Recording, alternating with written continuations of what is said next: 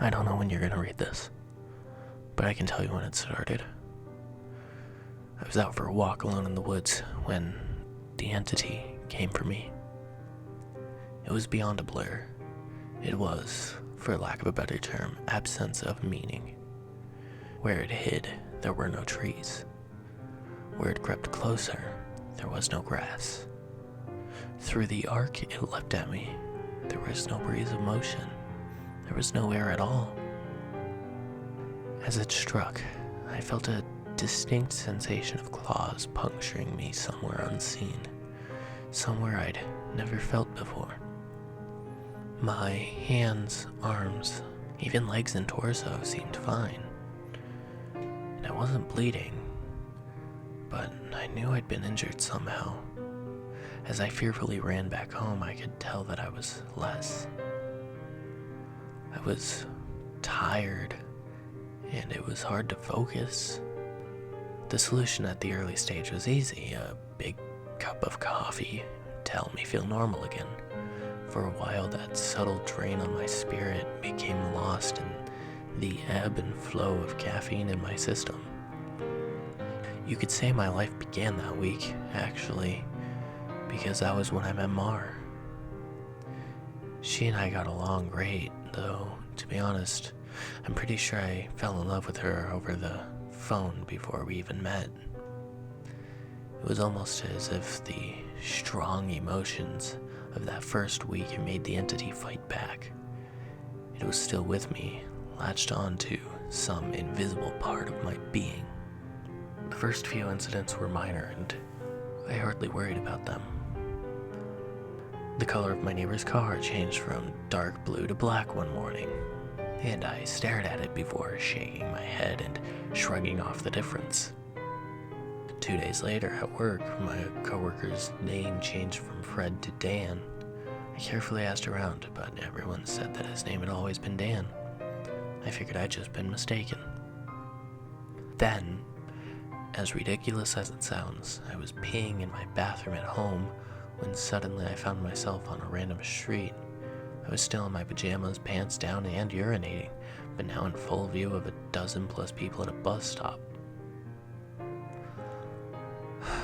Horrified, I pulled up my clothes and ran before someone could call the cops. I did manage to get home, but the experience forced me to admit that I was still in danger. The entity was still doing something to me, and I didn't understand how to fight back. Mar showed up that evening, but she had her own key. "Hey," I asked her with confusion. How did you get a key?" She just laughed. "You're cute. Are you sure you're okay with this?" She opened a door and entered a room full of boxes. I know living together is a big step, especially when we've only been dating for 3 months. Living together? I'd literally just met her the week before. Thing was, my mother had always called me a smart cookie for a reason. I knew when to shut my yap. Instead of causing a scene, I told her everything was fine, and then I went straight to my room and began investigating. My things were as I'd left them, and there was no sign of a 3-month gap in habitation. But I did find something out of the ordinary. The date. I shivered angrily as I processed the truth. The entity had eaten 3 months of my life. What the hell was I facing? What kind of creature could consume pieces of one's soul like that? I'd missed the most exciting part of a new relationship, and I would never understand any shared stories or in-jokes from that period. Something absurdly precious had been taken from me, and I was furious. That fury helped suppress the entity. I never imbibed alcohol. I drank coffee religiously. I checked the date every time I woke up. For 3 years, I managed to live each day while observing nothing more than minor alterations. A social fact here and there, someone's job, how many kids they had, that sort of thing. The layout of nearby streets, the time my favorite television show aired, that sort of thing. Always, those changes remind me that the creature still had its claws sunk into my spirit. Not once in 3 years did I ever let myself zone out. But one day, I grew careless. I let myself get really into the season finale of my favorite show. It was gripping, a fantastic story, right at the height of the action. A young boy came up to my lounger and shook my arm. Surprised, I asked, "Who are you? How did you get in here?" He laughed and smiled brightly. "Silly, Daddy." My heart sank into my chest. I knew immediately what had happened. After a few masked questions, I discovered that he was 2 years old and that he was my son. The agony, the heartache that filled my chest was nearly unbearable.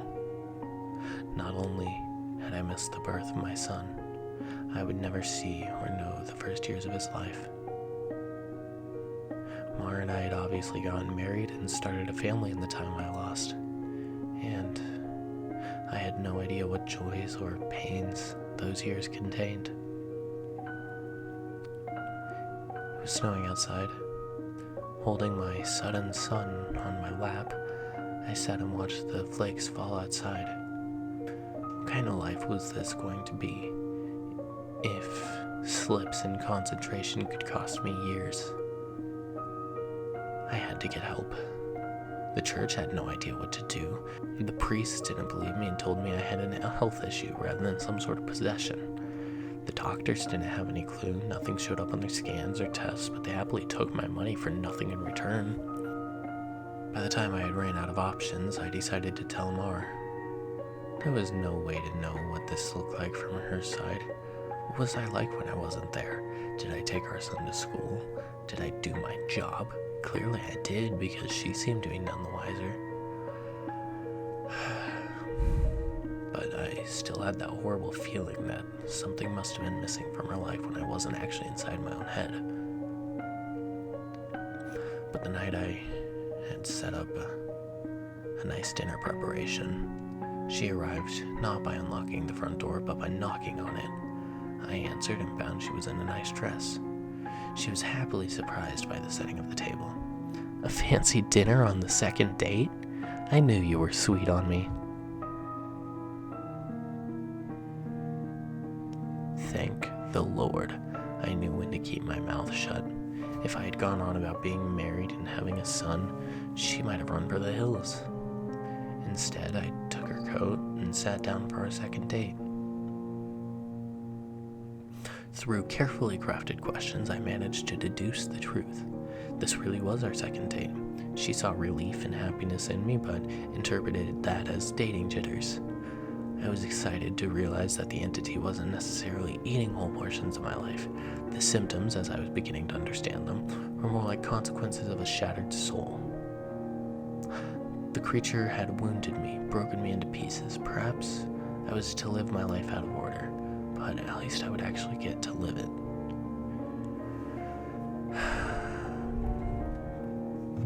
And so it went for a few years, from my perspective.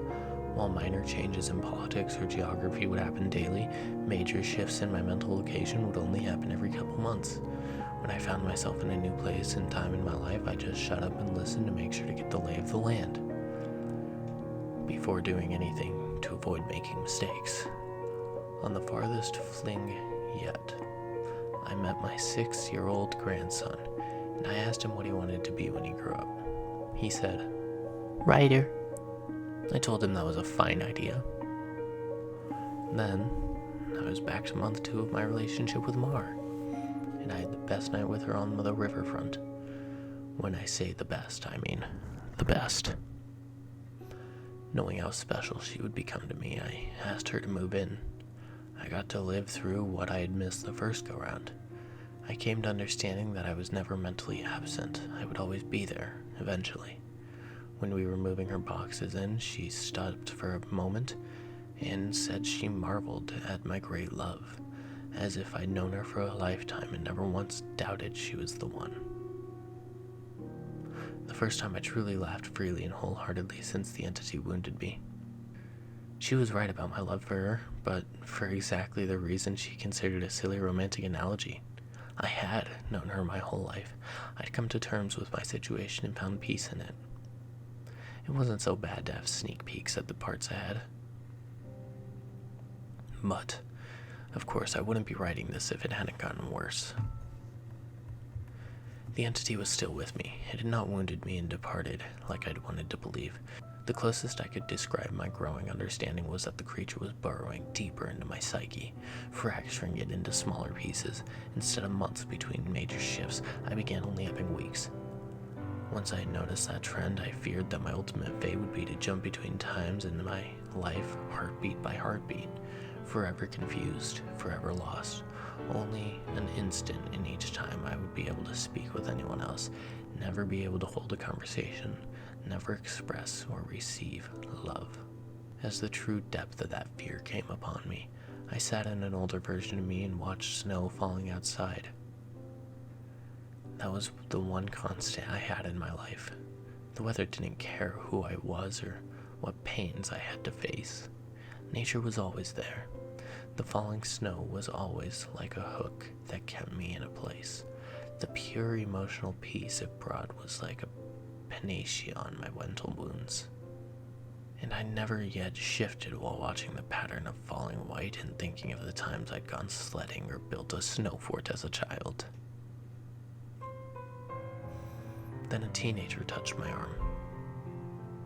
Grandpa? Eh. He startled me out of my thoughts, so I was less careful than usual.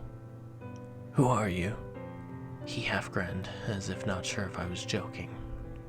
Handing me a stack of papers, he said, It's my first attempt at a novel.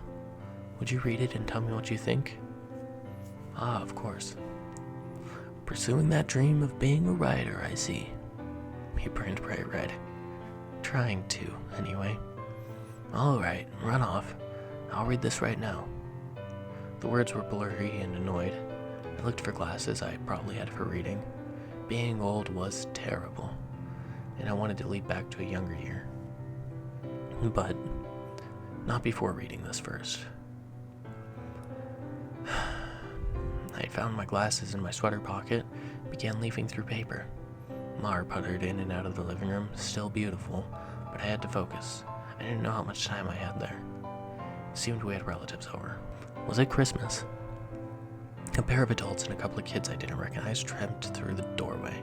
I saw my son, now adult, walk by with his wife on the way out the door. As a group, the extended family began sledding outside. Finally, I finished reading the story and called for my grandson. He rushed down the stairs and into the living room. How was it? Well, it's terrible, I told him truthfully. But it's terrible for all the right reasons. You're still a young man, so your characters behave like young people. But the structure of the story itself is very solid. I paused. I didn't expect it to turn out to be a horror story. He nodded. It's a reflection of the times. Expectations for the future are dismal, not hopeful like they used to be. You're far too young to be aware like that, I told him. An idea occurred to me. If you're into horror, do you know anything about strange creatures? Sure. I read everything I can. I love it. Rarely I scanned the entrances of the living room. Everyone was busy outside. For the first time, I opened up to someone about my life and about my experiences. In hushed tones, I told him about my fragmented consciousness. For a teenager, he took it very well. You're serious? Yes. He donned the determined look of a grown man accepting a quest. I'll look into it, see what I can find out. You start writing down everything you experience, build some data. Maybe we can map your psychic wound. Wow, sounds like a plan. I was surprised. That made sense, and I hadn't expected him to have such a serious response. But how will we get all the notes in one place? Let's come up with somewhere for you to leave them, he said, frowning with thought. Then I'll get them, and we can trace the path you're taking through your life, see if there's a pattern. For the first time since the situation had gotten worse, I felt hope again. How about under the stairs? Nobody ever goes there. Sure. He turned and left the living room. I peered after him and heard banging near the stairs. Finally, he returned with a box, laid it on the carpet, and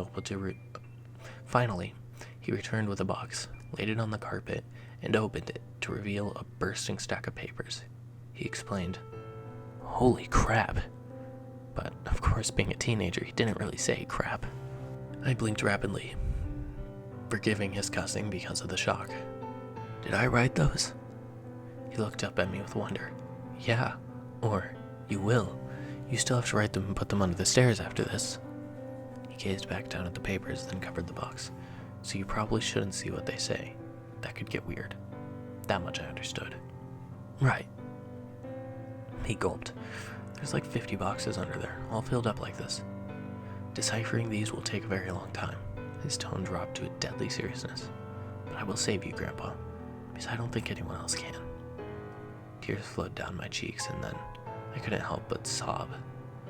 I hadn't realized how lonely I had begun to feel in my shifting prison of awareness until finally someone understood. "Thank you. Thank you so very much."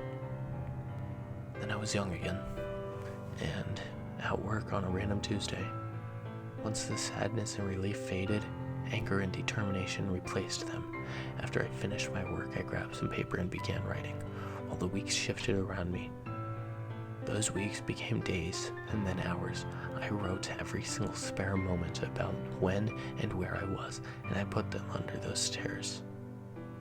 Out of order. My first box was actually my 13th, and my last box was actually my first. Once I had over 50 boxes written from my perspective, and once the shifting began a matter of minutes, I knew it was up to my grandson to take it from there. I put my head down and stopped looking.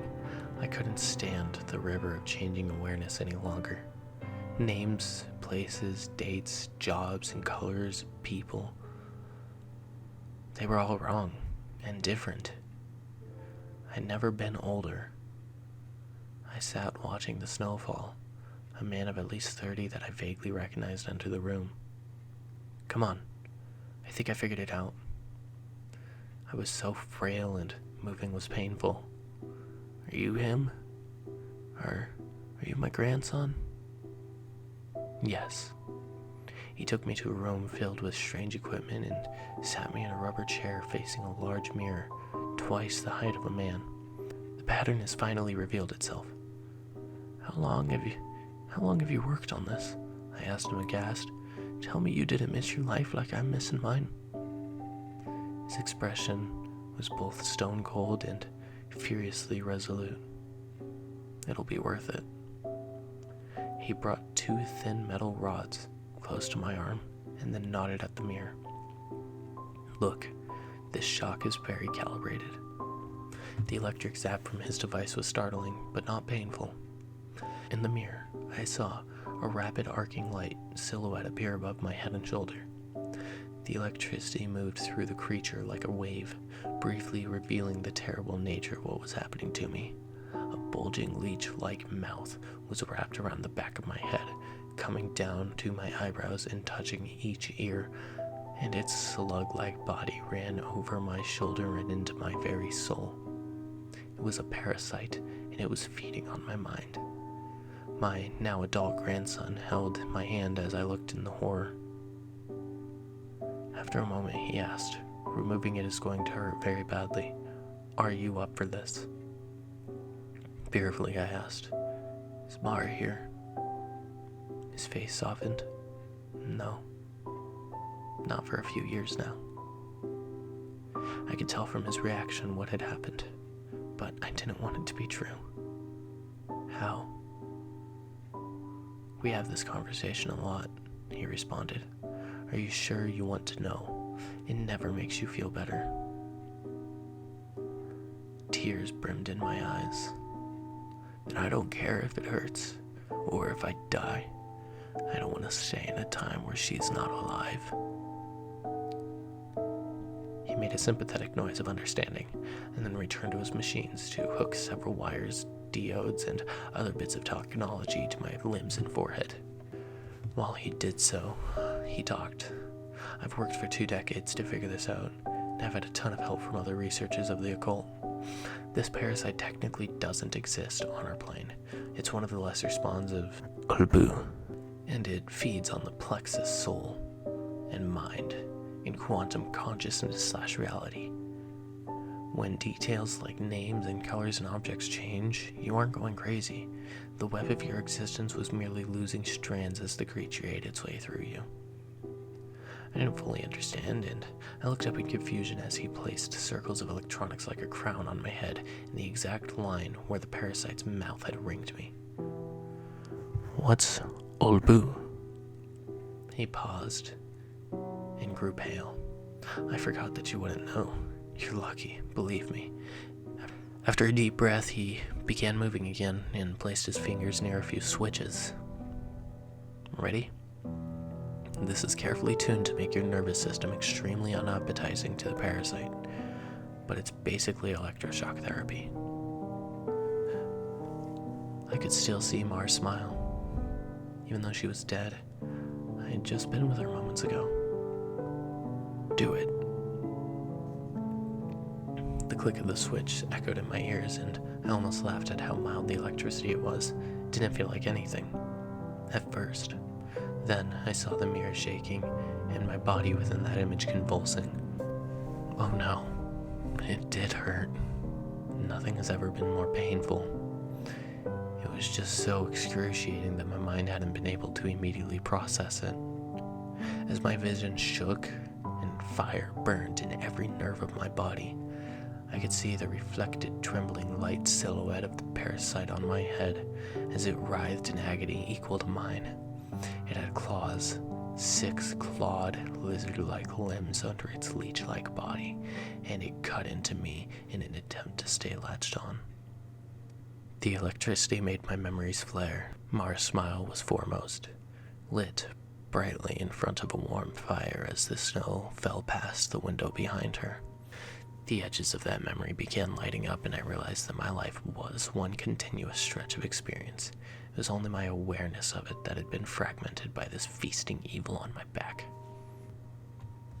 I never managed to be there for the birth of my son. I jumped around a dozen times, but never actually lived it. For the first time, I got to hold Mars' hand and be there for her. No.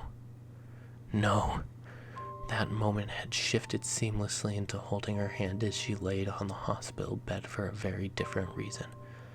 Not this. God, why? It was so merciless to make me remember this. I broke down in tears as nurses rushed into the room. I didn't want to know. I didn't want to experience it.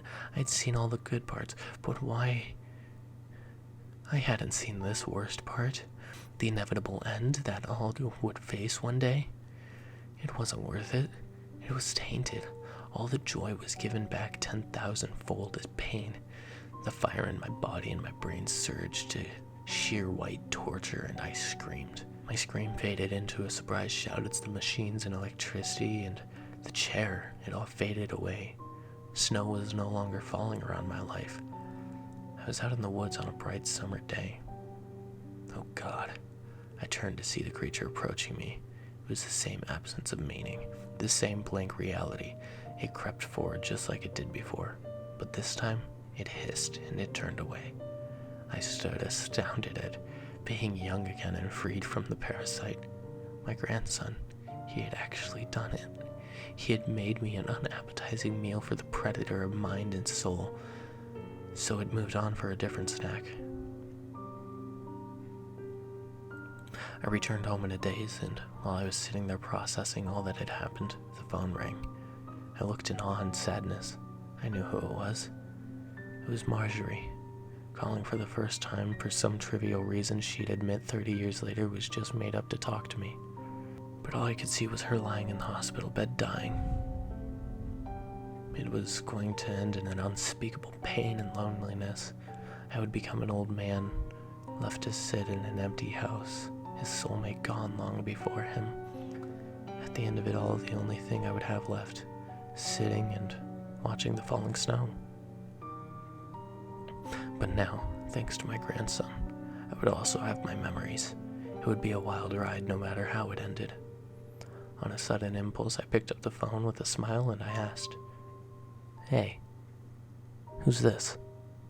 Even though I already knew.